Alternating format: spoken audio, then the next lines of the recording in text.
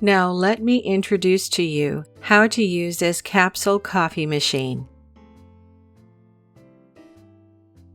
First, we take out the tank and flush it and pour in the right amount of pure water.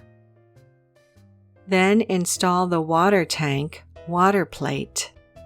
Plug in the power supply. The cup measurement button flashes 3 times and the machine is energized. Press any button. The machine starts to heat up. The lights flicker for 40 to 50 seconds. The machine is ready for use when preheating is completed. Place cups on coasters. For smaller cups, pull down the coaster. Turn on the handle on the top of the coffee maker. Place in compatible capsules. And then close the handle. Press the large or small cup button at will.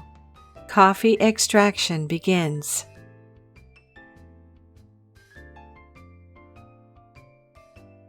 After a while, a cup of mellow coffee is finished. Thank you for purchasing and using the McKillpoog coffee maker. We provide 2 years after-sales service. You can feel free to contact us if you have any questions.